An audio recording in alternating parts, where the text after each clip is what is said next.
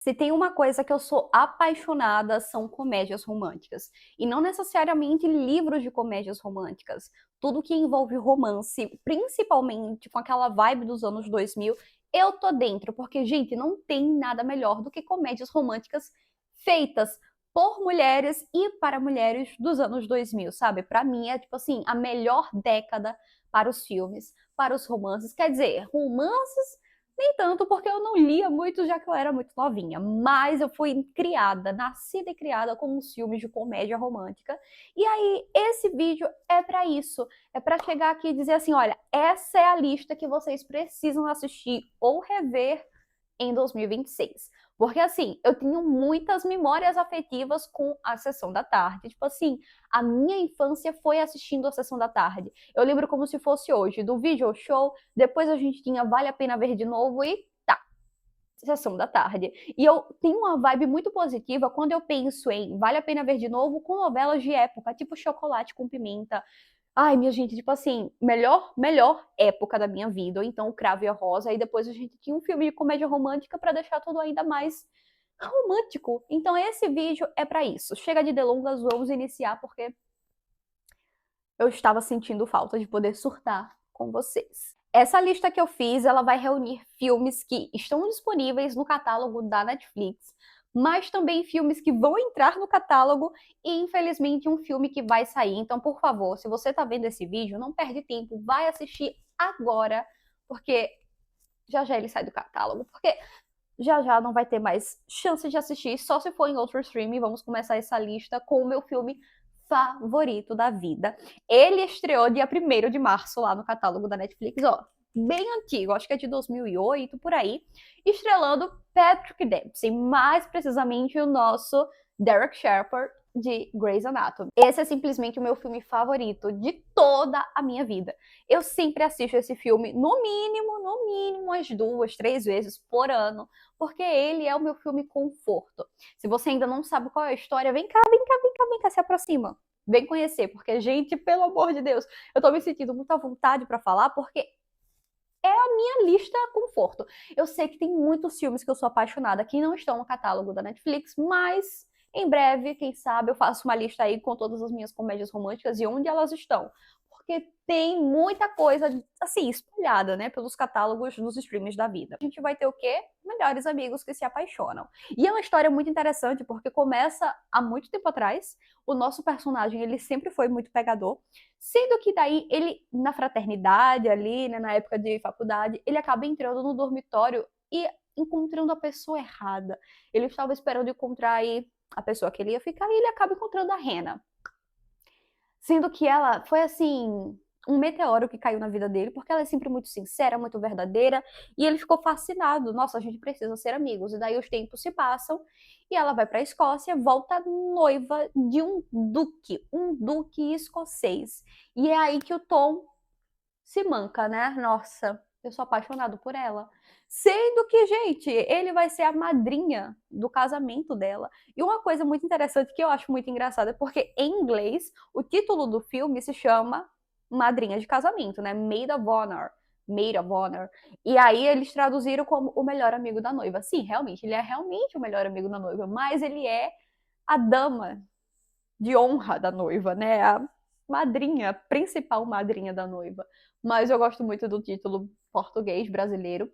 E aí, é um filme, assim, maravilhoso. Ele só estava disponível, acho que para aluguel lá na Amazon, no Prime Video, mas a Netflix, como uma boa mãe, colocou ele no catálogo de volta. Então, coloquem na lista de vocês para reassistir, porque eu tenho certeza que todo mundo já viu esse filme, mas é um filme que vale muito a pena, porque quando ele se toca que é apaixonado por ela, já é tarde demais, e daí tem todo aquele fuzuê, né, de ele tentar fazer que ela perceba que ele é o amor da vida dela, sendo que chega na hora do casamento e ele diz, nossa, perdi tudo, vou voltar para Nova York. Ah, esqueci desse detalhe, né? Se passa em Nova York. Eu acho que todas as minhas comédias românticas sempre se passam em Nova York, porque eu não sei, eu fui criada com esse embelezamento de Nova York e blá blá blá blá blá.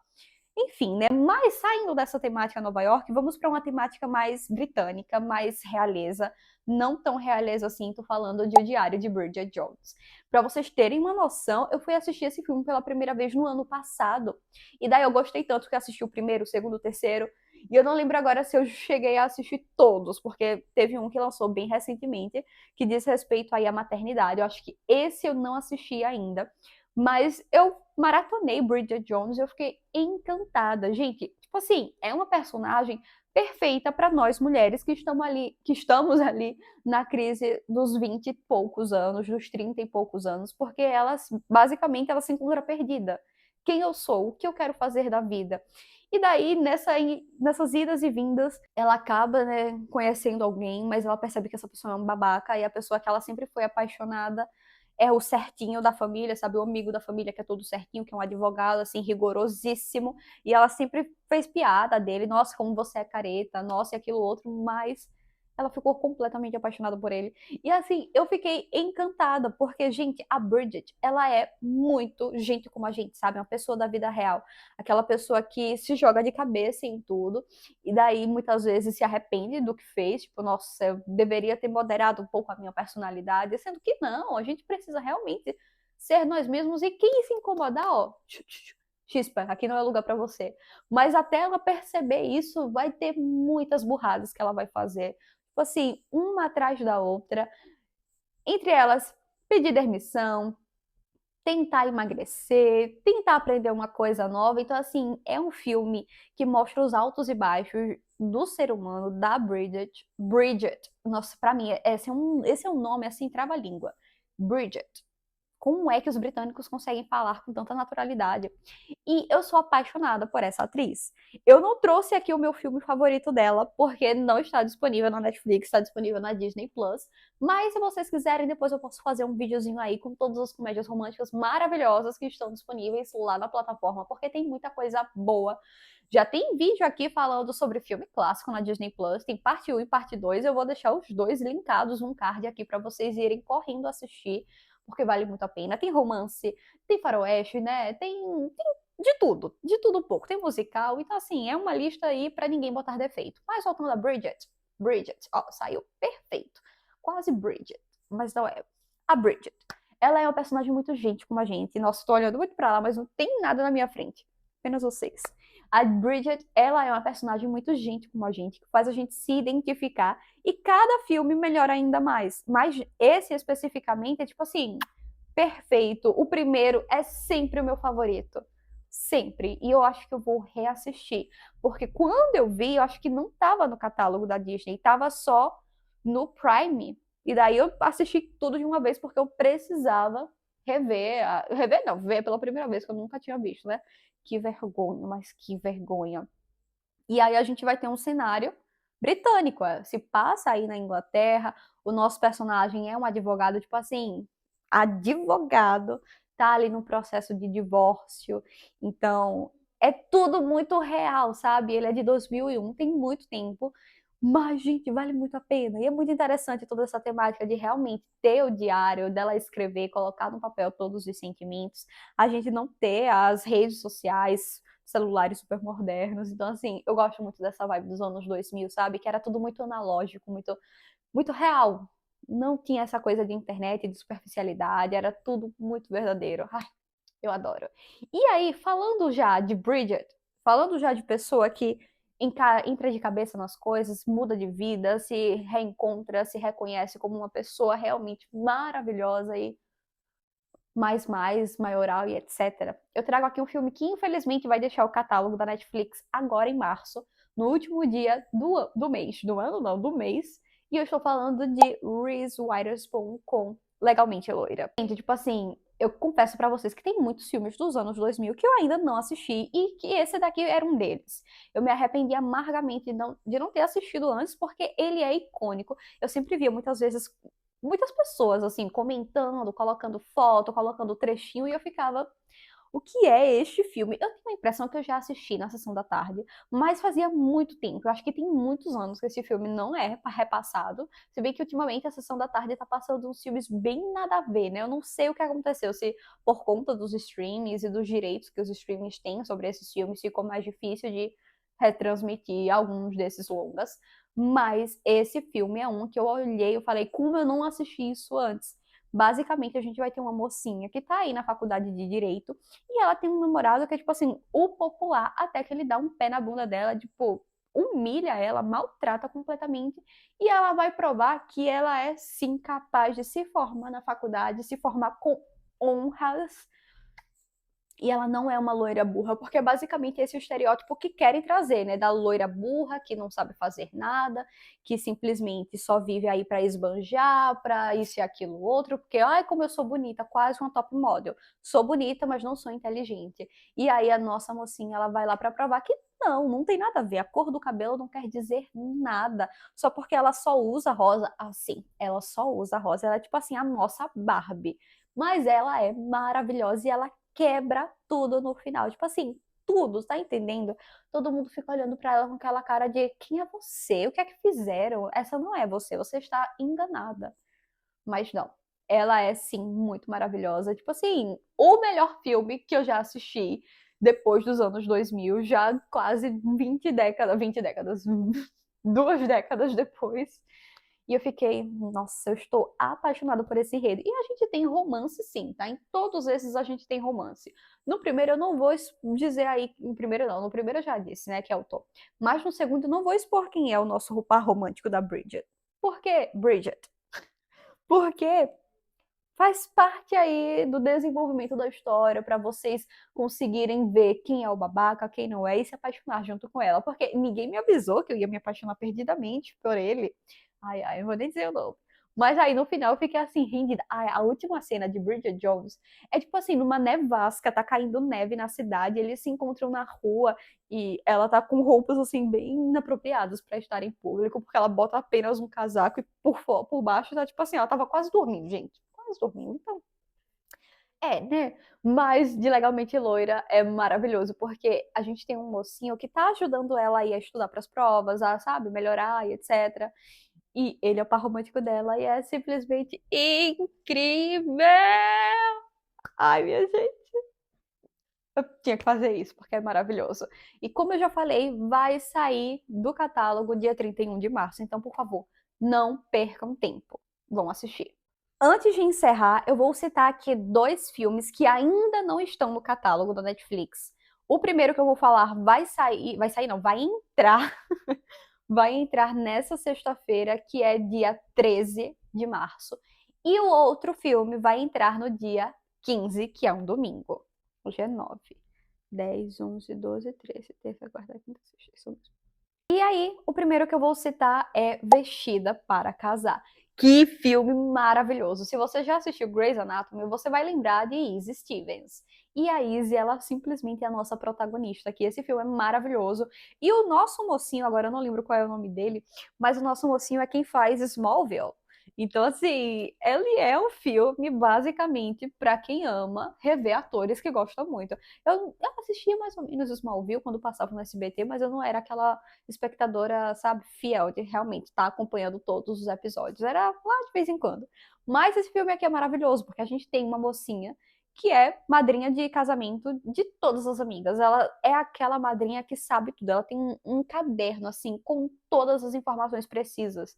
E ela tem tudo pormenorizado, sabe? O que é que a noiva vai precisar, em que momento.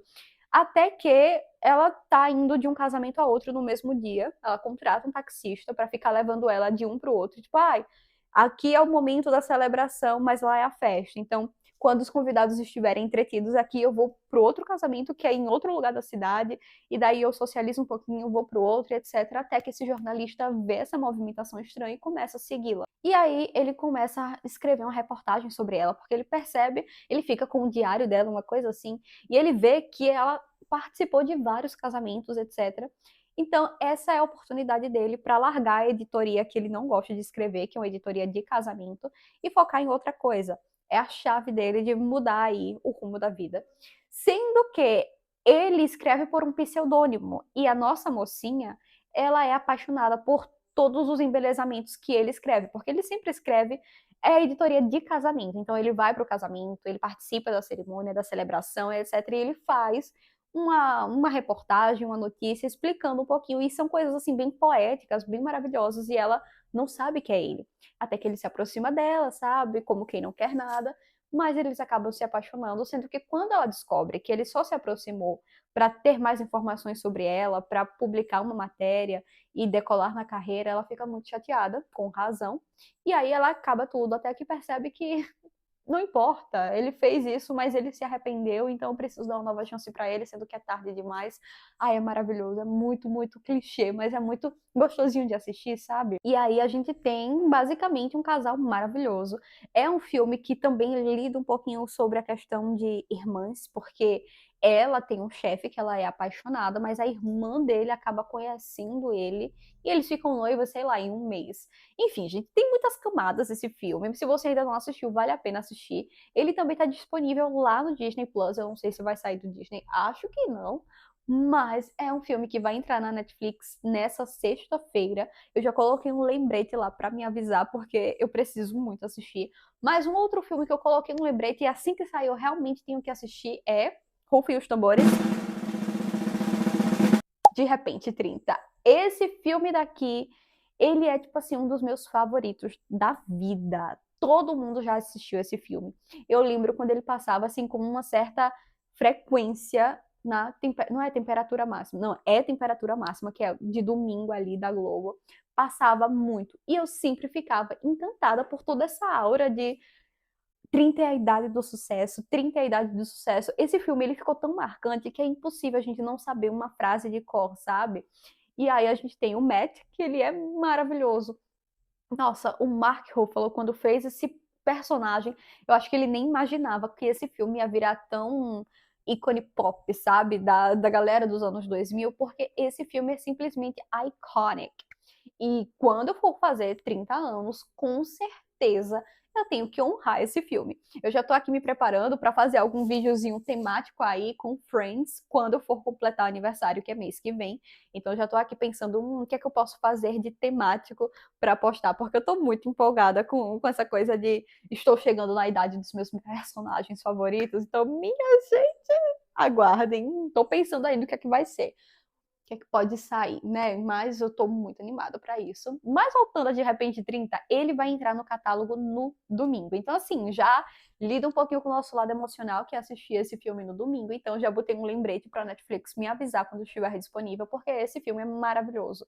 Tipo assim, uma mocinha que ganha uma casa de boneca, mas ela queria ser a adulta e ela não esperava que o desejo dela fosse se realizar. Ela estava completando 13 anos, mas ela queria ter 30 anos, porque ela viu na revista que 30 é a idade do sucesso. Até que sim, o desejo dela é realizado. Ela acaba entrando aí num universo paralelo, onde ela realmente tem 30 anos. Ela acabou com a amizade com o Matt, que era o melhor amigo dela, rompeu. Até que ela percebe que ele é a única pessoa que pode ajudá-la realmente a desfazer tudo isso. E, gente, nossa, eu amo a última cena, que é a do casamento deles, e eles estão lá ajeitando as coisas na casa, e eles se sentam no quintal, naquele sofá, e olham para a vida como ela era, como ela se tornou, o que ela se tornou. Ai, esse filme, ele é muito icônico. E se passa em Nova York. Voltamos a Nova York porque sim, gente. Eu sou apaixonado pela história do cinema em si. Não apenas a história de por que os filmes são retratados sempre em Nova York, porque isso e por aquilo outro, mas como um todo. A indústria cinematográfica, para mim, é algo muito importante. Eu estudei um pouco sobre na faculdade de jornalismo. A gente tem matérias relacionadas a fotografia, a cinema, e daí a gente junta os dois e estuda um pouquinho. Mas antes mesmo de entrar na faculdade de jornalismo, eu tinha lido um livro publicado pela editora Valentina. Eu queria abrir esse parênteses porque é algo muito interessante de se compartilhar, uma curiosidade. Eu tinha lido esse livro daqui, que se chama A História do Cinema para Quem Tem Pressa. Deixa eu aproximar aqui de vocês, para vocês poderem ver. E ele foi escrito pelo Celso Sabadin, eu acho que é um livro nacional, isso. É um livro nacional. É uma série de livros, mas eu só li esse daqui. E ele vem explicar um pouquinho sobre o cinema de uma forma geral. E, gente, o cinema, ele começou a acontecer ao mesmo tempo em diversos lugares, na França, nos Estados Unidos, etc. Mas se tratando da indústria hollywoodiana de cinema, que infelizmente agora está bem baixa, né? A gente está tendo poucas produções realmente para cinemas e mais produção para streaming, o que está fazendo com que muitos estúdios fechem as portas ou então sejam incorporados a outros. Como foi o caso da Fox pela Disney, como está sendo o caso da Warner pela Paramount, que quase ia ir para Netflix, né? Tipo assim, eu tava com muito medo disso acontecer, porque a Warner, ela é um dos estúdios mais antigos de toda essa indústria cinematográfica. E aí o que acontece? Antes de Hollywood ser o que é, os filmes eles eram sim gravados em Nova York, mas acabou que Nova York ficou completamente impossível de gravar pela superlotação, por ter muitos habitantes e também por ser praticamente inviável. E daí eles deslocaram a indústria cinematográfica de Nova York para Inglaterra, para a Califórnia, porque era uma terra praticamente inóspita. A Califórnia, a Los Angeles, né, ela só se desenvolveu por conta da indústria do cinema. Então a indústria do cinema foi tão importante a ponto de povoar uma cidade inteira. Tanto é que todos os estúdios praticamente são na Califórnia. E aí todos os estúdios têm uma Nova York assim, né, cenográfica. Uma Nova York que parece a Nova York real, mas não é. Então, a maioria dos filmes que a gente assiste foram gravados em Los Angeles, como é o caso de O Melhor Amigo da Noiva, ou então série de Todo Mundo Odeia o Chris, enfim, gente, muitas séries. Friends foi gravado em Los Angeles, How I Met Your Mother foi gravado em Los Angeles. Então, assim, a gente percebe que, apesar da indústria cinematográfica ter se deslocado de Nova York para Los Angeles, Nova York continua sendo um dos pontos mais retratados na história dos filmes, na história das séries, pela relevância que a cidade tem culturalmente falando. E aí eu quis trazer esse livro por isso, né? Porque eu comecei a entender um pouco mais sobre cinema por conta desse bonitinho aqui. E aí eu fui ter aula de cinema com a professora e tudo isso juntou uma coisa na outra e foi incrível. Mas, como eu estava dizendo, Nova York é muito retratada nos filmes, principalmente filmes de comédia romântica, de romance. Eu não sei o que é que eles têm que gostam tanto, mas é inegável ver que é realmente muito importante para a história do cinema americano. E aí, Hollywood é o que é por conta do cinema, né? Talvez depois eu até possa fazer um vídeo aqui falando um pouquinho mais sobre essas coisas, ler um pouquinho para vocês, etc, para não tirar o foco muito desse filme aqui, desse vídeo aqui, para ele não se tornar um filme de tão extenso que vai ser. E aí, por fim, eu queria trazer um filme que eu assisti, acho que tem pouquíssimo tempo, eu acredito que alguns meses, não faz muito tempo, realmente, acho que eu assisti em janeiro. Talvez eu já tivesse assistido em outro momento, mas eu não lembrava, e eu estou falando de Miss Simpatia com a Sandra Bullock. Eu adoro os filmes de romance da Sandra. Tipo assim, tem A Proposta, tem aquele outro com o Hugh Grant, que é maravilhoso, que ela é advogada dele. Eu adoro esse filme, é espetacular. Eu não lembro agora onde é que ele tá disponível, porque eu tô doida pra reassistir, não lembro. Mas quando eu descobrir, eu conto pra vocês. E em Miss Simpatia a gente vai ter uma agente do FBI, sendo que ela não é tão feminina assim. Nossa, sério? Pois é, eles fizeram esse enredo mesmo. Mas o que acontece? Ela é a única pessoa capaz de poder disputar aí uma vaga no concurso de Miss. Eu não lembro agora se é Miss América, uma coisa assim.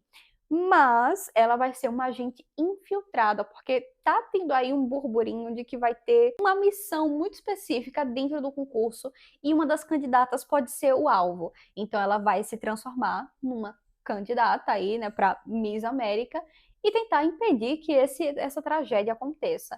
Mas, gente, tipo assim, é incrível, porque ninguém dava nada por ela até ela provar que ela é capaz, sim, de ser uma Miss nata. Então, ela começa a ter aula de etiqueta, ela começa a ter aula de postura, como andar, como falar, como gesticular.